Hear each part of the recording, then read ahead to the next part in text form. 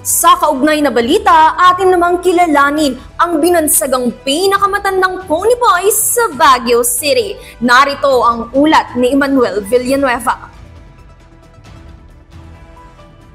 Ayon sa isang kasabihan, kalabaw lamang ang tumatanda. Ngunit para kay Manong Scott, matulin pa rin ang takbo ng karera ng kanyang buhay bilang isang ponyboy. Si Eugenio Madon o mas kilala sa bansag ni Scott, ang tinaguriang pinakamatandang ponyboy dito sa lungsod ng Baguio. Atin siyang kilalanin. Nag-umpisa kami yan, 1968. Walang nag-umpisa yan.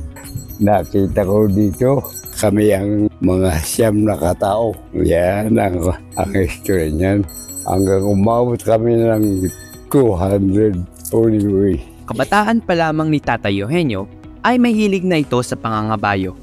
Ayon sa kanyang misis na si Carmen Madon, noon pa man ay pagiging ponyboy ang bumubuhay sa kanilang pamilya. Nag-ponyboy muna siya.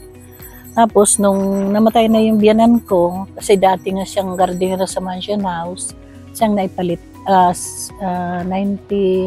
Ano pa lang siya noon galing na siya ng kabayuhan, tapos nag-ponyboy siya, tapos nung walang kapalit ang tatay, siya ang pumalit. Nung malakala ko, ilang araw na ikutin ko maayos 1 hour, isang oras yun.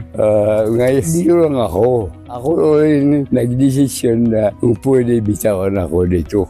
Sa ngayon ay makikita at mapupuntahan pa rin ang 85 anyos na si Tatay Eugenio kasama ang kanyang kabayo na si Holiday dito sa Wright Park. Bagamat hindi na maaaring magsakay ng turista si Tatay Eugenio dahil sa hirap itong habulin ng kanyang kabayo, bukas pa rin sila sa mga turistang nais kumuha ng litrato. Noong may lindol dito kasi noon, nawalan siya ng malay noon, kaya dinalay namin ng ospital. Para ba siya ninervyos, kasama na ng nervyos. Natumba siya, diyan buhat-buhat siya nung dala ng ospital. Dulot na lumalaking pamilya ng mga ponyboy na sa ngayon ay mahigit kumulang 200, hamon ngayon ang pagkakaroon ng sapat na kita ng isang ponyboy. Laking pasasalamat naman ng pamilya ni Tatay Eugenio dahil tumaas ang social pension na natatanggap nito mula sa pamahalaan. Malaking tulong ito sa pagbili ng gamot ni Tatay para sa kanyang sakit na prostate cancer. May prostate siya Meron siyang iniinom na gamot. Pero awa naman ng Diyos, nakakaraos naman. Kahit pa paano may itutulong din naman. At least ngayon, merong naidagdag na naging 1,000 na ngayon. Malaking tulong na rin naman kahit pa paano.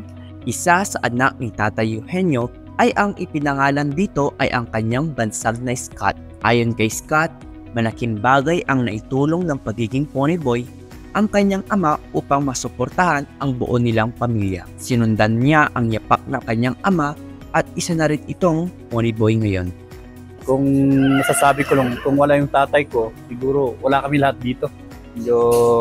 Kahit ganito yung mga ponyboy dito, marami rin na nagsipag na nakatulong. Nag-ponyboy dito, tapos nag-aral.